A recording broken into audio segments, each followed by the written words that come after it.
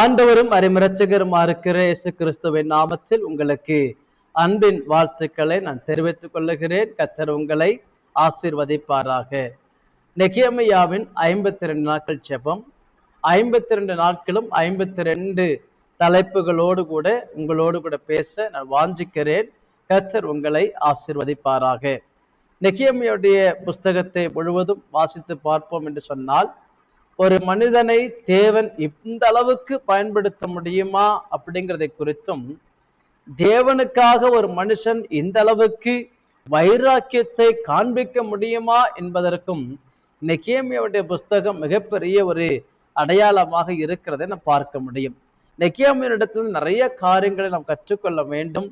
அதை கற்றுக்கொண்டு நம்முடைய வாழ்க்கையில் நாம் அதை நடைமுறைப்படுத்துவோமானால் நம்முடைய ஊழியத்தில, குடும்ப வாழ்க்கையில, ஆமை ஸ்தோத்திரம், எல்லாவற்றிலும், தேசத்துல, சமுதாயத்துல ஒரு மிகப்பெரிய ஒரு ஆமை ஸ்தோத்திரம் வெற்றியை நாம் காண முடியும். அல்லேலூயா, ஆமை ஸ்தோத்திரம். இந்த 52 நாள் ஜெபத்துல ஆமை ஸ்தோத்திரம் ஃபர்ஸ்ட் நாள் நம்ம இன்னைக்கு என்ன தியானிக்க போகிறோம் என்று சொன்னால், நெகேமியாவுடைய புஸ்தகம் 1ஆம் அதிகாரம் 1ஆம் வசனத்திலிருந்து 4ஆம் வசனத்து வரைக்கும் நீங்க வாசித்து பார்ப்பேன்னு சொன்னால், தேவனுடைய பாரம் ஜெபத்தில துவங்குகிறது என்று நான் பார்க்க முடியும்.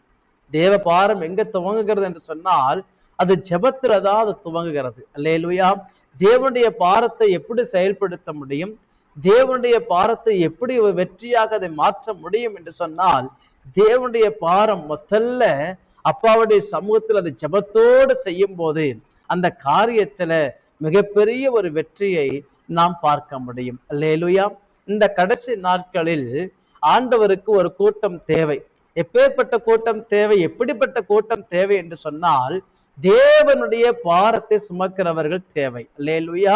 உடன்படிக்கை பற்றி சுமக்கிறவர்கள் தேவை என்று சொன்னது போல, தேவனுடைய பாரத்தை சுமக்கிற நெகேமியாக்கள் இன்றைக்கு தேவை. அல்லேலூயா. அங்கே அத்தனை பேர் இருக்கும்போது நெகேமியாவுக்கு அந்த வார்த்தையை கேட்ட போது, ஆமை ஸ்தோத்திரம், இந்த வார்த்தைகளை கேள்விப்பட்ட போது நெகேமியாவுடைய இருதயத்தை அது உடைத்து போட்டு விட்டதாம். அல்லேலூயா, ஆமை ஸ்தோத்திரம். அவன் அதை கேட்ட போது உட்கார்ந்து அழுகிறான். அதை கேட்டபோது அவனுடைய இருதயம் உடைக்கப்படுகிறது. அதற்காக உபவாசித்து என்ன செய்கிறான், செபிக்கிறான். அல்லேலூயா. எந்த வார்த்தைகளை கேட்ட போது? ஆமென். அதனுடைய 3ஆவது வசனத்தை நீங்க வாசித்து பார்ப்பென்று சொன்னால், ஆமை ஸ்தோத்திரம், எருசலேமின் அலங்கம் இடிப்பட்டதும் அதன் வாசல்கள் சுட்டெரிக்கப்பட்டதையும் அக்கினியினால் சுட்டெரிக்கப்பட்டதையும் கேள்விப்பட்ட போது அவனுடைய இருதயம் உடைக்கப்படுகிறதை பார்க்கிறோம். அல்லேலூயா. ஒரு மிகப்பெரிய ஒரு பாரம், ஆமென், ஒரு மிகப்பெரிய ஒரு பொறுப்பு அவன் கையில எடுக்கிறதை பார்க்க முடியாது. அல்லேலூயா. ஆம் கர்த்தருடைய பிள்ளைகளே, ஜெபிக்கிற மனுஷனிடத்துல தான் தேவனுடைய பாரம் வெளிப்படும். தேவனுடைய பாரம் வெளிப்படுகிற இடத்தில் அந்த மனுஷன் ஜெபிக்காமல் இருக்கவே முடியாது. அல்லேலூயா. ஆமை ஸ்தோத்திரம். இந்த நெகேமியாவினால இந்த பாரத்தை சுமந்து கொண்டு மாத்திரமல்ல, தேவ சமூகத்துல ஜெபிக்காம அவனால் இருக்கவே முடியல. அல்லேலூயா. அப்ப தேவ சமூகத்துல நாமே ஸ்தோத்திரம், நாமே அந்த ஆலயங்களுக்காக, திருச்சபைகளுக்காக, ஊழியங்களுக்காக, அழிந்து போகிற ஜனங்களுக்காக அவன் திறப்புல என்று ஜெபிக்கிற நெகேமியாக்கள் இன்றைக்கு தேவை. அல்லேலூயா. அலங்கம் கட்டுவதற்கு இன்றைக்கு நெகேமியாக்கள் தேவை. ஆமென் ஸ்தோத்திரம். அல்லேலூயா. அப்போ இன்றைக்கு தேவ சமூகத்துல நம்மை அர்ப்பணிக்க வேண்டும். எதற்கு அர்ப்பணிக்க வேண்டும்? ஆண்டவருடைய பாரத்தை சுமந்து செல்லுகிறவனாக கர்த்தாவே என்னை மாற்றும். அல்லேலூயா. அந்த பாரம் நான் ஜெபத்தில் என்ன செய்ய வேண்டும்?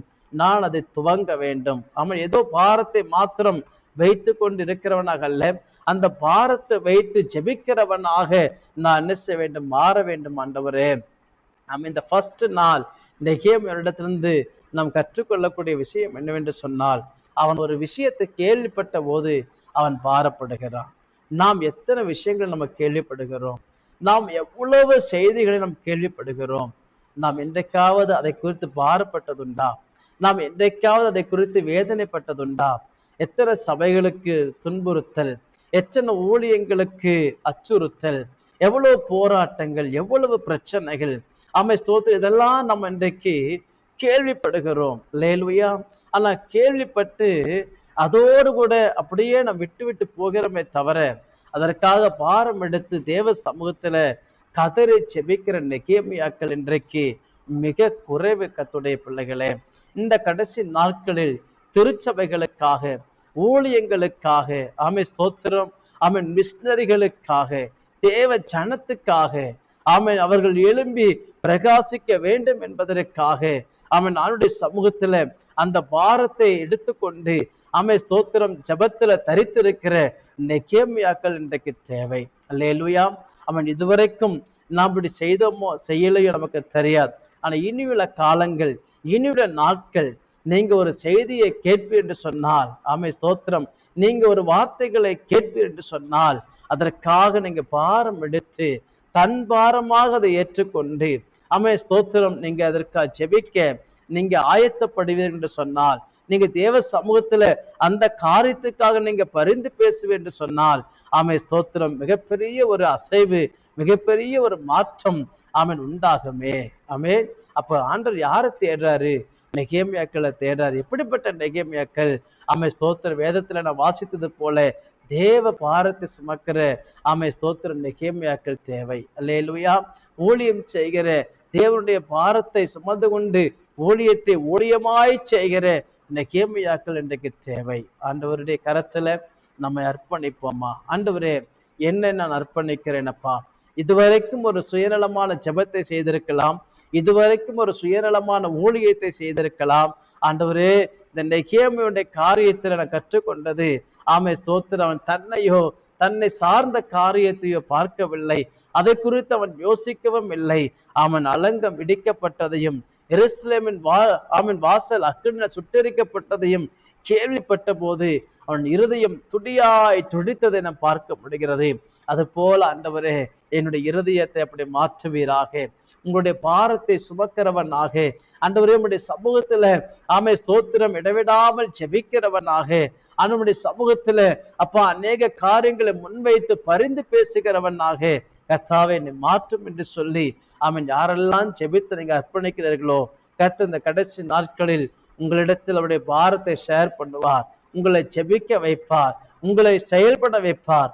உங்களை கொண்டு ஆமென் ஸ்தோத்திரம் செய்கிற காரியம் அது பயங்கரமாயிருக்கும். ஆண்டவருக்கு யார் தேவை என்று சொன்னால், தேவ பாரத்தை சுமக்கிற நெகேமியாக்கள் தேவை. ஆண்டுட்டு சொல்லுங்க, ஆண்டவரே, நான் இருக்கிற ஆண்டவரே, அந்த பாரத்தை நான் சுமந்து கொண்டு உம்முடைய நாமத்தை ஆமென் ஸ்தோத்திரம் கர்த்தாவே அதற்காக பறைசாற்றி, ஆமென் வைராக்கியமா நின்று, ஆமென் சாட்சியாக நின்று, ஆண்டவரே அப்பா ஸ்தோத்திரம், தெருப்புல நிற்கிற ஒரு நெகேமியாவாக மாற அர்ப்பணிக்கிறேன் என்று சொல்லி நீங்க ஜெபிப்பீர் என்று சொன்னால், உங்களை தாழ்த்தி ஒப்பு கொடுப்பீர் என்று சொன்னால், கர்த்தர் உங்களுடைய கரங்களிலே எடுத்து, கர்த்தர் தம்முடைய கரங்களிலே எடுத்து உங்களை பிரயோஜனப்படுத்துகிறதை நாம் பார்க்க முடியும். அல்லேலூயா. ஆமென். இந்த வார்த்தையின்படி கர்த்தர் உங்களை ஆசீர்வதிப்பாராக. ஒரு நிமிஷம் நம் கண்களை மூடி ஜெபிக்கலாமா?